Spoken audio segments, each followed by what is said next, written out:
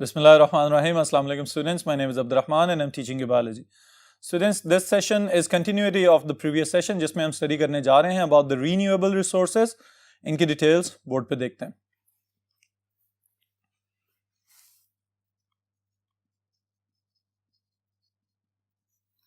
जी students, renewable इस तरह के resources जिनको हम बार बार इस्तेमाल कर सकते हैं.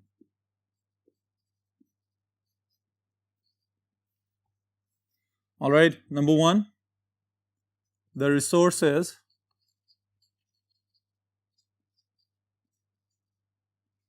that you can use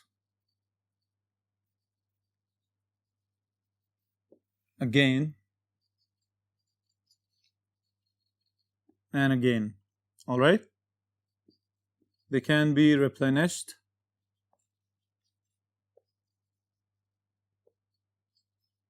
during a limited time and they gets never depleted.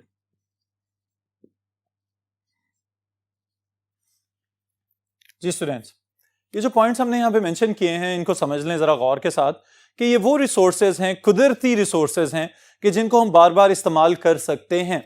यानी कि अगर हम हवा की बात करें या पानी की बात करें या ज़मीन की बात करें तो ये वो रिसोर्सेज हैं जो कई हज़ार साल से इंसान इस्तेमाल करता चला आ रहा है और आइंदा इंशाल्लाह कई हज़ार साल तक इस्तेमाल करता चला जाएगा. अब ये वाले जो रिसोर्सेज हैं ये वक्तन फवक्तन रिफ्रेश होते रहते हैं. बिल्कुल इसी तरह के जैसे अगर आप मॉनसून हवाओं के कंसेप्ट से वाकिफ हैं, अगर आप वाटर साइकिल के कंसेप्ट से वाकिफ हैं, अगर आप रीन्यूअल ऑफ सॉइल्स के कंसेप्ट से वाकिफ हैं तो आपको इस चीज़ का अंदाज़ा होगा कि हमने खुद से भी कुछ इस तरह के तरीके अपना लिए हैं कि हम इन रिसोर्सेज को रिफ्रेश करते रहें और साथ ही साथ नेचुरल साइकिल्स मौजूद हैं जिसकी मदद से ये रिसोर्सेज रिफ्रेश या रीन्यू होते रहते हैं. There are natural cycles that replenish and replace these resources. All right, replace की टर्म relocate करने के लिहाज से यहाँ पे इस्तेमाल की जा रही है. जी स्टूडेंट्स, अब इस चीज को समझ लीजिएगा कि हमारे पास कुछ ऐसे जराए हैं कि जो वक्त गुजरने के साथ साथ हम इस्तेमाल तो करते हैं लेकिन हमें उम्मीद है कि वो किसी एक ह्यूमन लाइफ स्पैन के अंदर ख़त्म नहीं होंगे. जितना हमने एक एवरेज इंसानी ज़िंदगी का दौरानिया कैलकुलेट किया हुआ है ये उस दौरानिए के लिहाज से कभी ना ख़त्म होने वाले रिसोर्सेज कहलाते हैं. ऑलराइट, फिर अगर हम वन बाय वन डिस्कस करना चाहें तो the first one is air. Alright, आपकी किताब के सीक्वेंस के एतबार से पहला renewable resource that is air. हवा हमारे इर्द गिर्द मौजूद है. स्टूडेंट्स, अगर हम इसको साइंटिफिक बुनियादों पे जांचना चाहें तो हम यूं कहेंगे कि जमीन की सतह के ऊपर अल्लाह ताला ने एटमॉस्फेयर का एक थिक ब्लैंकेट दे दिया हुआ है और ये जो एटमॉस्फेयर है it is a combination, a mixture, a solution of different gases. अब इन गैसेस की परसेंटेज आप लोगों ने एमसीक्यूज के लिए याद रखनी है. We have nitrogen, alright, then we have oxygen and then carbon dioxide, argon and other noble gases in traces. बहुत ही कम मिकदार के अंदर. नाइट्रोजन की जो परसेंटेज स्टूडेंट ज्यादातर बुक्स में है दैट इज 78%. ऑलराइट, कुछ किताबों में आपको 78 की बजाय 79% भी मिलेगा. तो बुनियादी तौर पे कुछ किताबों में जो एक्यूरेट वैल्यू इसकी दी जाती है दैट इज 78.9%. ऑलराइट, तो इस बुनियाद पे ये समझा जाता है कि ये 79% ही होगी. फिर ऑक्सीजन की परसेंटेज स्टूडेंट्स 20% हवा के अंदर मौजूद है और the same is the case here कि कुछ जगहों पे आपको ऑक्सीजन की परसेंटेज भी 21% मिलेगी. यहां पे 20.95% इसकी परसेंटेज ज्यादातर जगहों पे बताई जाती है टू बी मोर प्रिसाइज.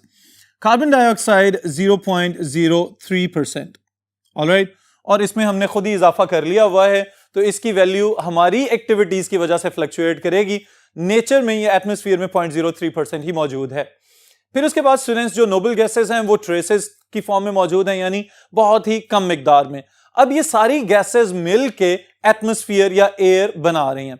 ये जो हवा हमारे इर्द गिर्द मौजूद है, सबसे पहले बीइंग ह्यूमंस हमारे जहन में ये आना चाहिए कि हमें इनसे फायदा क्या हासिल हो रहा है। तो उसके लिए स्टूडेंट्स देखें, ऑक्सीजन, इसके बगैर हम सांस नहीं ले सकते। Alright, so oxygen is required for respiration. All right. फिर इसके साथ ही साथ जो कार्बन डाइऑक्साइड और नाइट्रोजन है, इसको भी समझ लें, एक ही जुमले के अंदर मैं लिख रहा हूं, carbon dioxide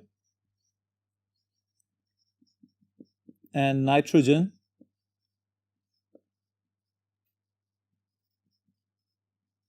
for making food. जी स्टूडेंट्स, अब देखें, ऑक्सीजन हम अपनी रेस्पिरेशन में ब्रीथिंग के दौरान इस्तेमाल कर रहे हैं, जज़ब कर रहे हैं, और उसकी मदद से हम खुराक को ऑक्सीडाइज करते हैं और एनर्जी हासिल करते हैं। तो इसका मतलब ये हुआ कि रेस्पिरेशन ऑक्सीजन के बगैर नहीं चल सकती। फिर अगर एटमॉस्फेयर में देखें फिजिकल प्रोसेसेस में, तो कंबस्शन के लिए हमें ऑक्सीजन की जरूरत है। At the same time carbon dioxide photosynthesis में जाके रिड्यूस की जाती है और इससे ग्लूकोज बना लिया जाता है। फिर नाइट्रोजन को अमीनो एसिड्स वगैरह या प्रोटीन सिंथेसिस में इस्तेमाल कर लिया जाता है। नाइट्रेट्स नाइट्राइट्स की फॉर्म में कन्वर्ट किया जाता है ताकि प्रोड्यूसर्स इसको फर्दर एसिमिलेट कर सकें किसी ना किसी शक्ल में। तो ये तमाम की तमाम गैसेस जो हैं, they are very important not only for the metabolic reactions but as well as for the synthesis और द मैन्युफैक्चरिंग और the assimilation of living organisms. लेकिन इंसानों ने क्या किया है, इस हवा की जो ओवरऑल परसेंटेज है उसको डिस्टर्ब करना शुरू कर दिया। हम यहां पे स्टूडेंट्स लिखेंगे कॉजेस ऑफ एयर पोल्यूशन। जब हमने हवा को खराब करना शुरू किया तो हम इस चीज को एयर पोल्यूशन कहना शुरू हो गए। अब एयर पोल्यूशन का एक कॉमन सा आपको एक जुमला मैं बताता हूं यहां पे याद रखने के लिए, कि जो नेचुरल परसेंटेज इन गैसेस की मौजूद है, अगर इसमें कोई भी नई गैस अपने नॉर्मल प्रोपोर्शन से एक्सीड करना शुरू हो जाती है तो it can be considered as a pollutant. Alright, तो अगर हम ये देखें कि कॉज क्या है एयर पोल्यूशन का, तो दो मेजर कॉजेस स्टूडेंट्स आप लोगों ने याद रखने हैं। द फर्स्ट वन, इंडस्ट्रियलाइजेशन, इंसान की तरक्की का राज माहौल की खराबी की वजह भी बना हुआ है, this is industrialisation. And second one is automobiles, जो हमारे इर्द गिर्द हम गाड़ियां वगैरह इस्तेमाल कर रहे हैं, उसमें भी फॉसिल फ्यूल्स वगैरह की बर्निंग या कंबशन की वजह से कुछ बहुत ज्यादा नुकसानदेह किस्म की गैसेस पैदा हो रही हैं। कौन कौन सी गैसेस हमारे इर्द गिर्द माहौल में जब अपनी नॉर्मल परसेंटेज से एक्सीड कर जाएं तो वो बहुत ज्यादा नुकसानदेह हो सकती हैं। पहले हम आपकी किताब वाली गैसेस का जिक्र करेंगे स्टूडेंट्स। यहां पे the pollutant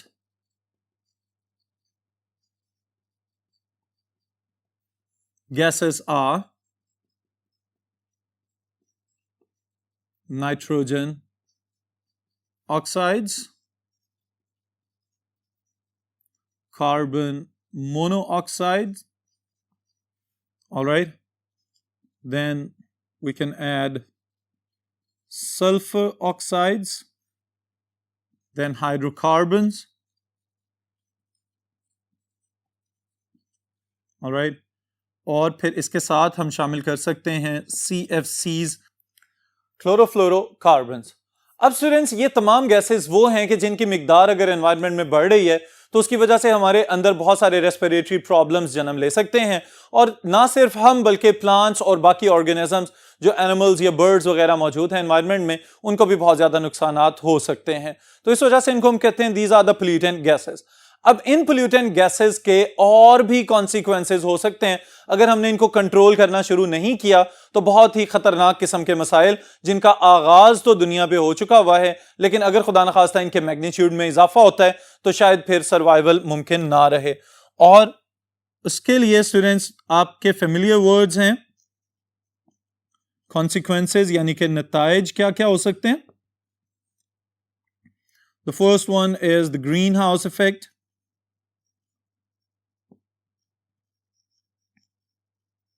All right. And the second one is acid rain. जी स्टूडेंट्स, ग्रीन हाउस इफेक्ट, जो ग्रीन हाउस गैसेस जिनको हम समझ लें यहाँ पे कि वो गैसेस जो एटमॉस्फेयर के अपर पार्ट में जाके एक थिक ब्लैंकेट बना लेती हैं, जिसकी वजह से वो रेडिएशंस जो ऊपर से नीचे आ रही हैं, वो थर्मल रेडिएशन स्पेशली आईआरस वगैरह कि जिनको रिफ्लेक्ट होकर वापस स्पेस में चले जाना चाहिए, ये वाला थिक ब्लैंकेट उन रेडिएशंस को वापस नहीं जाने देता, जिसकी वजह से आहिस्ता आहिस्ता जमीन का दर्जा हरारत बढ़ता चला जा रहा है। और इस मैकेनिज्म को हम ग्रीन हाउस इफेक्ट कहते हैं। और ओवरऑल इसका नाम हमने क्या रख दिया है, ग्लोबल वार्मिंग, कि ग्रीन हाउस गैसेस की वजह से जब रेडिएशंस वापस एमिट नहीं हो पा रही तो उसकी वजह से आहिस्ता आहिस्ता जमीन के दर्जा हरारत में इजाफा होना, this is known as global warming. और दूसरी तरफ अगर हम देखें तो नाइट्रस ऑक्साइड्स या सल्फर ऑक्साइड्स वगैरह जो हवा के अंदर मौजूद हैं, जब प्रेसिपिटेशन या बारिश वगैरह होती है तो उसके साथ ये डिसॉल्व होके एसिड्स की फॉर्म में तेजाब बना के जमीन के ऊपर वापस आ जाते हैं, जिसकी वजह से खड़ी हुई फसलें और उसके साथ ही साथ इंसान और जानवरों की स्किन के अंदर बहुत सारे इंफेक्शंस ऑब्जर्व किए जा चुके हुए हैं। So this is about the consequences of the pollutant gases. Alright students, फिर इसके बाद जो सेकेंड रिसोर्स हमने यहां पे डिस्कस करना है, दैट इज वाटर।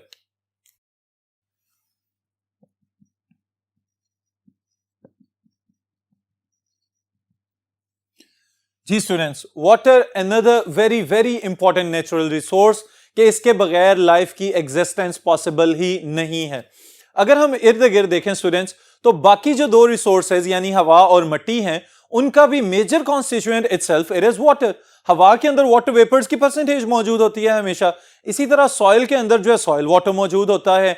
अगर हम अपनी बात करें ह्यूमन बॉडीज की, तो ह्यूमन बॉडीज में 70 to 80% जो है वो पानी ही पानी है। और सेलुलर लेवल पे देखें या ऑर्गेनिज्मिक लेवल पे देखें तो पानी के बगैर कोई भी टिश्यू जो है वो सरवाइव नहीं कर पाएगा। तो इसका मतलब यह हुआ कि पानी ही असल में जिंदगी है। अगर पानी खुदा न खास्ता नहीं होगा तो फिर लाइफ की एग्जिस्टेंस भी बहुत ज्यादा खतरे में पड़ सकती है। अब अगर इसकी परसेंटेज के लिहाज से देखें तो इस पूरे प्लेनेट अर्थ के ऊपर 70% of the surface is covered by water. 70% of earth. Alright students, और इस 70% के अगर फर्दर हम डिवाइड करना चाहें तो हम यूं कहेंगे 97% water is present in oceans, 2% as frozen glaciers,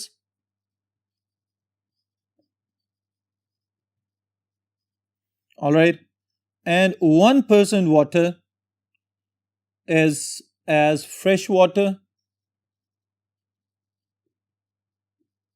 lakes, rivers or streams. Alright students, अब इस 1% पानी को हम इस्तेमाल कर पा रहे हैं, क्योंकि ये बात आप लोगों को याद होनी चाहिए कि जो समंदर का पानी है वो पीने के काबिल नहीं है। और इस चीज की अहमियत अगर समझनी हो तो डेजर्ट्स वगैरह में जो लोग रह रहे हैं उनसे पूछ लिया जाए तो आपको अंदाजा हो जाए। और साथ ही साथ कुछ ऐसे ममालिक भी दुनिया के अंदर मौजूद हैं स्टूडेंट्स कि जहां पे जो ब्लैक गोल्ड यानी कि ऑयल या फॉसिल फ्यूल जो निकल रहा है वहां से, उस तेल की कीमत कम है लेकिन पीने वाले पानी की कीमत उससे भी कई गुना ज्यादा है। ऑलराइट, अब इस चीज को समझ लें स्टूडेंट्स कि ये पानी जो है इसका हसूल और खास तौर पे फ्रेश वाटर जिसको हम कंज्यूम कर रहे हैं या पीने के लिए और बाकी अपनी रोजमर्रा जिंदगी में इस्तेमाल कर रहे हैं, ये सिर्फ 1% ही पानी हमारे पास अवेलेबल है। और उस 1% को अगर फर्दर डिफरेंशिएट करना चाहें तो एक और इंपॉर्टेंट आपके लिए एमसीक्यू बन सकता है, that is out of 1% fresh water, 90% is used in irrigation, आबपाशी के लिए इस्तेमाल किया जा रहा है, and 10% is used for the daily working in houses, industries and other purposes. All right students, अब आपको इस परसेंटेज से अंदाजा हो जाना चाहिए कि हमारे पास कितना कम फ्रैक्शन मौजूद है कि हम सिर्फ ना होने के बराबर पानी को इस्तेमाल कर रहे हैं, और खुदा न खास्ता जिस स्पीड से हमने इसको खराब करना या पोल्यूट करना शुरू कर दिया है, अगर इसमें मजीद इजाफा हुआ तो पीने वाला पानी भी शायद हमारे लिए दस्तयाब ना हो सके।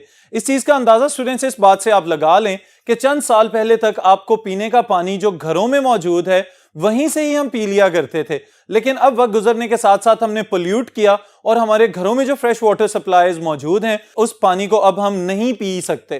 तो इसका मतलब क्या हुआ कि अब पानी हमें खरीद के पीना पड़ रहा है। तो खरीद के जब पानी पीना पड़े तो इस चीज से आपको यह बात वाज़ेह हो जानी चाहिए कि आहिस्ता आहिस्ता पीने का पानी कम होता चला जा रहा है और इसकी कदर हमें अब कर लेनी चाहिए। बहुत सारी जगहों पे ये देखा जाता है कि आप लोग सुबह के वक्त जब मुंह हाथ धो रहे होते हैं तो उस वक्त पानी जाया हो रहा होता है। इसी तरह घरों में जब बर्तन वगैरह धोए जा रहे होते हैं उस वक्त पानी बहुत ज्यादा जाया होता है। और तो और बड़ी बड़ी इंडस्ट्रीज जो हैं वहां पे भी पानी का बेतहाशा बेकदरी के साथ इस्तेमाल किया जा रहा होता है। तो ये चीज हमारी आने वाली नस्लों के लिए बहुत ज्यादा सीवियर किस्म के मसाइल साथ लेके आ सकती है। इसलिए इस पानी की अहमियत को खुद भी समझिए और उसके साथ ही साथ जितनी वाटर कंजर्वेशन वगैरह वाली कैंपेन्स हैं उनका हिस्सा जरूर बने। Then what are the causes of water pollution? सबसे पहली चीज स्टूडेंट्स मैं यहां पे ऐड कर रहा हूं additives, surfactants, detergents,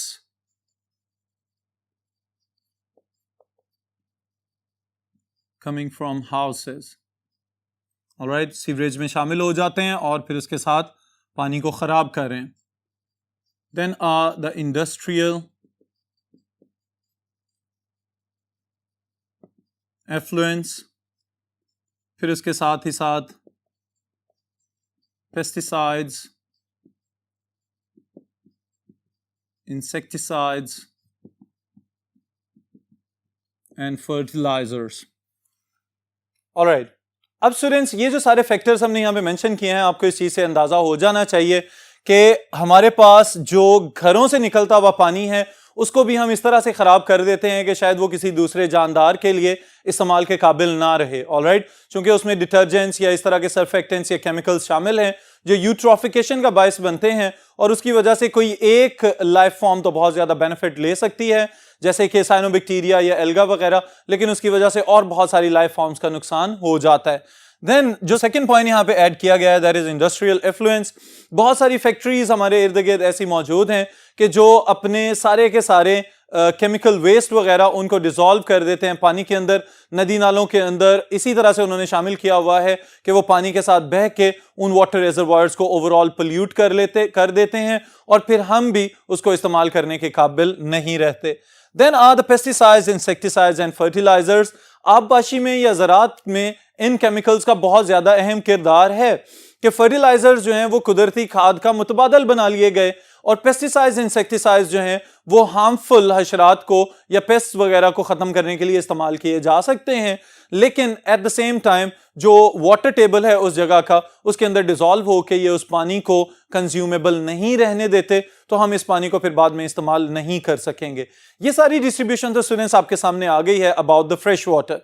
so what about the marine water? Marine water में मरीन लाइफ की डाइवर्सिटी तो बहुत ज्यादा हमें नजर आती है, लेकिन अगर हम अपने एंड से देखें तो हमें इस बात का पता चलता है कि ह्यूमंस के लिए भी सी वाटर जो है वो बहुत ही जबरदस्त किस्म का इंडस्ट्रियल बेनिफिट दे सकता है। वो किस तरह से कि the oceans they are the source of sodium chloride. Alright, sodium chloride आपका टेबल सॉल्ट जिसको आप खाने में भी इस्तेमाल कर सकते हैं, फिर इसके साथ ही साथ इससे क्लोरीन हासिल की जा सकती है। Alright students, and then sodium hydroxide. Alright students, तो समंदर का पानी जो है वो भी हमारे लिए बहुत ही ज्यादा अहमियत का हामिल है। साथ साथ इसके कि उसमें बहुत सारी मछलियां या मरीन लाइफ इस तरह की मौजूद है कि जो हमारे लिए बहुत ही जबरदस्त किस्म के फूड सोर्सेज के तौर पे इस्तेमाल हो रहे हैं, सी फूड्स की फॉर्म में सारी दुनिया में इससे खुराक हासिल की जाती है, लेकिन एट द सेम टाइम हमारे पास कुछ केमिकल बेनिफिट्स भी इससे आ सकते हैं। फिर स्टूडेंट्स, अगर इन सब नेमतों के होते हुए हम इन चीज़ों का ख्याल अगर नहीं रखेंगे तो ये हमारी आने वाली नस्लों के लिए बहुत ही ज़्यादा ख़तरे का बायस हो सकता है। Alright, the next renewable resource is soil. इसको हम लैंड भी कह सकते हैं, ऑलराइट, और सॉइल भी कह सकते हैं। अब स्टूडेंट्स, ये जो लैंड या सॉइल की हम बात करते हैं तो इसको भी समझ लें कि अगर हम जमीन की जानिब देखें तो अगर 70% जो है उसके ऊपर पानी मौजूद है तो बाकी 30% क्या मौजूद है? That is land. Alright, so 30% of the earth is land. इस 30% में से भी 11% is under cultivation. Alright students, फिर अब जो हमारे पास बाकी की परसेंटेज बची है उसमें बहुत ज्यादा डाइवर्स किस्म के हैबिटेट्स आपको नजर आते हैं। पहाड़ी इलाके भी हैं, मैदानी इलाके भी हैं, जंगलात भी हैं और सहरा भी हैं, लेकिन इन सब की अपनी अपनी सिग्निफिकेंस, अपनी अपनी अफादियत है। अब हमारे लिए जो चीज सबसे ज्यादा इंपॉर्टेंट है दैट इज सॉइल। सॉइल को अगर हम डिफाइन करना चाहें, uppermost layer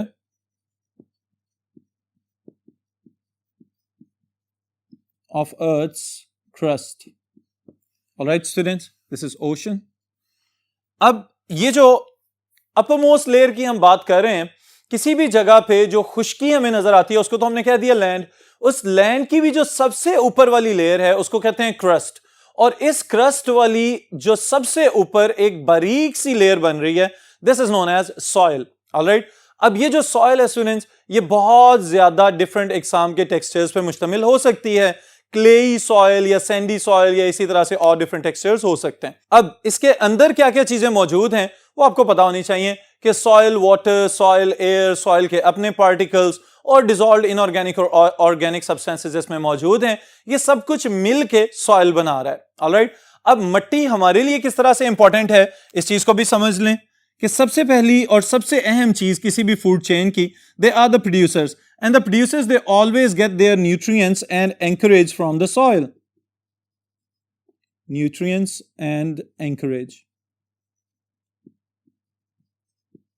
ऑलराइट, जितने भी प्लांट्स हैं वो सारे के सारे न्यूट्रिएंट्स को या पानी को कहां से जज़ब कर रहे हैं? From the soil. और पौधे जमीन के अंदर ही गड़े हुए हैं जिसकी वजह से वो पानी और न्यूट्रिएंट्स को जमीन से जज़ब कर रहे हैं, कार्बन डाइऑक्साइड को हवा से ले रहे हैं और फिर फोटोसिंथेसिस के जरिए आपको खुराक तैयार करके देते चले जा रहे हैं। तो ये अगर सॉइल को खराब करेंगे तो इसका मतलब है कि हम ओवरऑल अपनी ही फूड चेन्स को डिस्टर्ब कर लेंगे। Water and other dissolved substances. Alright students, अब हमें क्या चाहिए कि हम इस सॉइल को भी खराब होने से बचा लें, क्योंकि हमारी अपनी ही एक्टिविटीज की वजह से स्टूडेंट्स सॉइल का अपना टेक्सचर या क्वालिटी ये भी खराब हो जाती है, और उसके साथ ही साथ अगर हम फर्दर अपनी एक्टिविटीज को कंट्रोल नहीं करते तो we can turn the fertile soils into the barren soils. अब ये चीज बहुत ज्यादा अहम है कि कौन कौन से फैक्टर्स इस तरह के हैं कि जो बेसिकली ह्यूमन इंटरवेंशन है और उसकी वजह से हम सॉइल को खराब करते चले जा रहे हैं। तो उसमें स्टूडेंट्स देखें, सबसे पहली चीज हमारे पास ये है कि अगर किसी एक खेत में एक ही तरह की फसलें बार बार उगाई जा रही हैं तो वो मखसूस किस्म के न्यूट्रिएंट्स में डेफिशिएंट होना शुरू हो जाती है वो वाली सॉइल। इस वजह से ये रिकमेंड किया जाता है कि क्रॉप रोटेशन की जाए, एक ही जगह पे मुख्तलिफ इकसाम की फसलें उगाई जाएं और उसके साथ ही साथ फिर प्रॉपरली जितने भी न्यूट्रिएंट्स हैं उनको रिप्लेनिश किया जाए फर्टिलाइजर्स वगैरह के इस्तेमाल से। और उसमें भी अब करंटली इस चीज को रेकमेंड किया जाता है कि कंपोस्ट या ऑर्गेनिक मैन्योर वगैरह इस्तेमाल किया जाए, बजाय इसके कि इस तरह के केमिकल्स के जो बाज़ औक़ात सॉइल का हिस्सा बन जाते हैं और फिर उसको पोल्यूट करना शुरू कर देते हैं। और तो और जो इरोजन है या कटाव वाले जो प्रोसेसेस हैं, और फिर उसके अलावा वो वाटर जो उस सॉइल के अंदर शामिल है उसको भी साफ रखा जाएगा तो सॉइल जो है वो फर्टाइल और साफ सुथरी रह सकेगी। अगर और फैक्टर्स इसमें हम शामिल करना चाहें तो बहुत सारी एक्टिविटीज हैं जिनकी वजह से हमने एग्रीकल्चरल लैंड्स को भी खराब कर दिया और ओवर पॉपुलेशन की वजह से हमने बहुत ज्यादा जरखेज जमीनों को कॉलोनीज और टाउन्स में कन्वर्ट कर दिया है। तो ये भी स्टूडेंट्स हमारी तरफ से ह्यूमन इंटरवेंशन में ही शुमार किया जाएगा। ऑलराइट, फिर उसके साथ अगर हम नेक्स्ट फैक्टर ऐड करें तो that is about the wild life.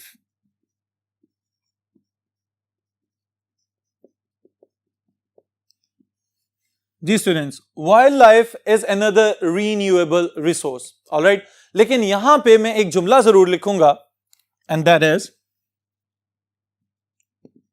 all the animals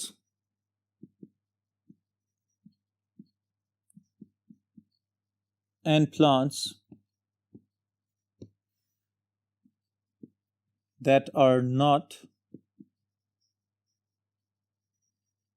affected by humans।